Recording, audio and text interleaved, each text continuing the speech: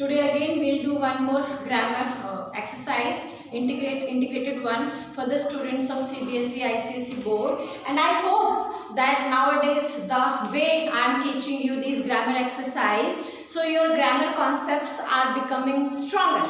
I feel so. So after watching these videos, definitely give me your views. Okay, send me your views that how do you feel, अभी कितना आप लोगों का grammar में और ज़्यादा स्ट्रॉन्ग बेस हो रहा है, यहाँ पर और क्या समस्याएं आ रही हैं. चलिए, this is dialogues between father and son. So this is dialogues, father and son का conversation है. Then based on this conversation, here is one paragraph. So in exam we have to take information from here and then we have to fill here. So other way if I say, this is the exercise based on narration, based on reported speech. So if your reported speech concept is not clear, if you don't know about narration, so you will face a lot of problem in these kind of exercises. So strengthen your knowledge of narration. चलिए, father कहते हैं, the father asked his son, why did you return late? तुम late क्यों पहुंचे? बेटा कहता है, son कहता है, my motorbike failed. मेरी मोटर गाड़ी खराब हो गई. Father, why did not you check? तुमने चेक क्यों नहीं किया अपनी गाड़ी को? Son, I was in a hurry. I did not have time. बेटा कहता है मैं जल्दबाजी में था, मेरे पास समय नहीं था. Father, if you keep your bike in good condition, you will have save a lot of trouble. पापा कहता है अगर तुम अपनी गाड़ी को तुम सही कंडीशन में रखते तो बहुत सारी मुसीबतों से बच जाते. So ये conversation था. Here we have to take information from here and here we have to use indirect speech. चलिए, the father asked his son. बेटे ने पापा ने अपने बेटे से क्या पूछा? Why he had returned late? Why he had returned late? और हम क्वेश्चन मार्क लगाएंगे. देखिए, सो why did you return late? ये हमारा डायरेक्ट स्पीच है. इनडायरेक्ट स्पीच में होगा why he had returned late. So did है तो ये पास्ट इंडेफिनिट है, फिर आप इसको पास्ट परफेक्ट करेंगे, had हो गया. सो यहाँ पे यू कौन है? बेटा है, सन है. सन के लिए हम क्या यूज करेंगे? ही. ओके, इसीलिए हमने कहा है कि आपको नरेशन का कॉन्सेप्ट क्लियर होना बहुत जरूरी है. Next, the boy replied. बेटे ने क्या जवाब दिया? माई मोटर बाइक फेल्ड. तो हम कहेंगे the boy replied that his motor bike had failed. अब देखो, the boy replied his. अब यहाँ पे my कौन है? वो लड़का अपने लिए my यूज कर रहा है, ठीक है, और वो लड़का है, boy है, तो हमें he यूज करना है. So the boy replied his motor bike. वहां पे कह रहा है my motor bike, तो my motor bike को हम करेंगे his motor bike. और वो failed है, past indefinite है, तो आप यहाँ पे क्या बनाएंगे? past perfect. So had failed. Father asked again. दोबारा पापा ने पूछा why did you check? Check क्यों नहीं किया? तो father asked again why hadn't he checked? ठीक है ना. तो उसके पापा ने पूछा कि why hadn't he checked? उसने चेक क्यों नहीं किया अपनी गाड़ी को? उसने चेक क्यों नहीं किया?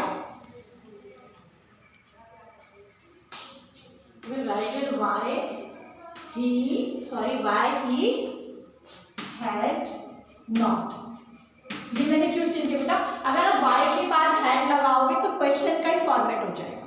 तो आपको why के बाद हेल्पिंग वर्ब नहीं यूज करना, सब्जेक्ट करना है, ठीक है, क्योंकि हमें इंटरोगेटिव फॉर्म से उसको हटाना है. सो why he had not checked. पापा ने कहा कि तुमने चेक क्यों नहीं किया था अपनी गाड़ी को? The boy said that. Boy ने क्या बोला? The boy said that he was in a hurry and had no time. So अब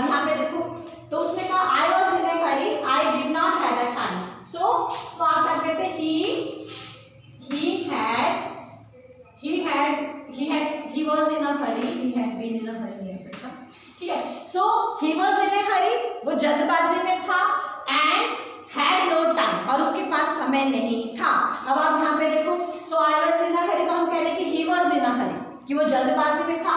I did not have time, तो कहेंगे ही हैड नॉट टाइम, क्योंकि डिड नॉट पास्ट इंडेफिनिट है, तो did not का हमने हैड नॉट बनाया।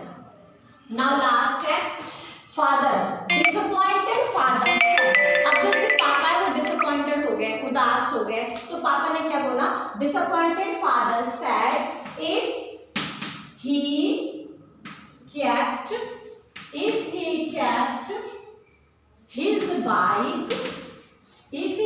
his bike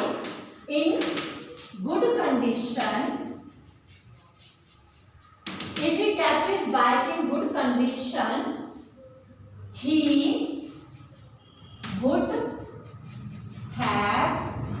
would have saved a lot of trouble। अब उसके पापा ने कहा कि अगर उसने अपनी बाइक को गुड कंडीशन में रखा होता तो वो काफी सारी समस्याओं से अपने आप को बचा पाता। अब देखो ये विल हैव है, तो हमने इसको क्या बनाया, वुड हैव, पास्ट में जाएगा। सो ये है if you keep your bike, तो हमने क्या बनाया, if he kept his bike. So keep का कैप्ट है, टेंस में चेंज है। सो यूअर का हिज बाइक है, क्योंकि यहाँ पे यूअर कौन है, बेटा है, सन है, ठीक है। तो हमारा सब्जेक्ट है फादर और ऑब्जेक्ट है सन। फादर बात कर रहे हैं सन से, तो फादर हो गए सब्जेक्ट और बेटा हो जाएगा ऑब्जेक्ट। तो फर्स्ट पर्सन को चेंज कीजिए फादर के हिसाब से, सब्जेक्ट के हिसाब से, सेकंड पर्सन को चेंज करना है ऑब्जेक्ट के हिसाब से, जो कि यहाँ पे सन है। तो इस तरीके से आपका जो सीबीएसई बोर्ड होता है या आईसीएसई बोर्ड होता है, वहां पर नरेशन आता है, वहां पे रिपोर्टेड स्पीच आता है, लेकिन इस तरीके से आता है, ठीक है। आपको कन्वर्सेशन मिलेगा और फिर आपको इस पैराग्राफ में यूज करना पड़ेगा। नेक्स्ट है बेटा जंबल सेंटेंसेस है, हम इसको रीअरेंज करेंगे इन वर्ड्स को मीनिंगफुल सेंटेंस में। देखो दोस्त, आई मीन्स मैं, माय मेरा, वर थे, ग्रैंडमदर दादी, एंड और गुड मतलब अच्छे। तो ये सेंटेंस क्या कह रहा है कि मेरी दादी और मैं अच्छे दोस्त थे, मेरी दादी और मैं अच्छे दोस्त थे। माई grandmother and I were good friends. मेरी दादी और मैं अच्छे मित्र थे। तो ये इजी है, my grandmother and I, plural हो गया तो वर यूज कर देंगे, गुड फ्रेंड्स। नाउ लेफ्ट छोड़ा था, माई मेरे, विद के साथ, पेरेंट्स माता पिता ने, हैड मतलब पास्ट टेंस में है, मी मतलब मुझे, हर मीन्स उसके साथ। तो अभी क्या कह रहे हैं कि मेरे माता पिता ने मुझे मेरी दादी के साथ छोड़ दिया था। सो माई पेरेंट्स, मेरे पेरेंट्स ने क्या किया, माई पेरेंट्स हैड लेफ्ट, किसको लेफ्ट किया, मी मुझे किया, किसके साथ किया, विद, किसके साथ किया, with her. So my parents had left me with her, मेरे माता पिता ने मुझे उनके साथ छोड़ दिया। नेक्स्ट देखो बेटा, इन मतलब में, यूज्ड टू हम किसी की आदत के लिए यूज करते हैं, यूज्ड टू मतलब आदत होती है किसी की। शी वह, वेक अप होता है उठाना, जगाना, सुबह जगाना। मी मतलब मुझे, द मॉर्निंग। तो क्या लग रहा है, मतलब दादी की आदत थी कि वो मुझे रोज सुबह उठाती थी, तो इसमें से हम सब्जेक्ट उठाएंगे, शी यूज्ड टू क्या करती थी वो, वेक मी अप, कब उठाती थी, इन द मॉर्निंग। ऐसे she used to wake me up in the morning, वो मुझे रोज सुबह उठाती थी दादी। सो ये हमारा एक चैप्टर है the portrait of a lady. The portrait of a lady chapter 11th class में है, एंड खुशवंत सिंह है उसके नरेटर, और वहां से ये लिया गया है।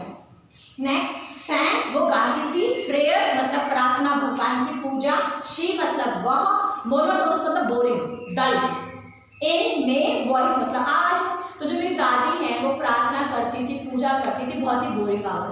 तो हम क्या करेंगे, सब्जेक्ट ले लेंगे शी, वर्ब लेंगे सैंग, शी sang prayers, क्या गाती थी वो? प्रेयर्स। शी sang prayers कैसे गाती थी? इन मोनोटोनस वॉइस। सो मोनोटोनस होता है बोरिंग और डल। मोनोटोनस बोरिंग और डल।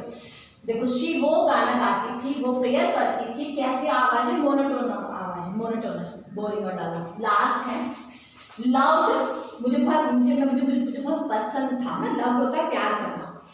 आई मुझे, वॉइस आवाज, लिसन सुनता था, बिकॉज क्योंकि, आई मैं, हर उसे। तो क्या लग रहा है? मैं उनको उनकी आवाज सुनता था क्योंकि मैं उनसे बहुत प्यार करता था। तो हम क्या लिखेंगे? I listen, LISTENED, I listen her because her voice. I listen her because I loved her voice. Because I loved her voice.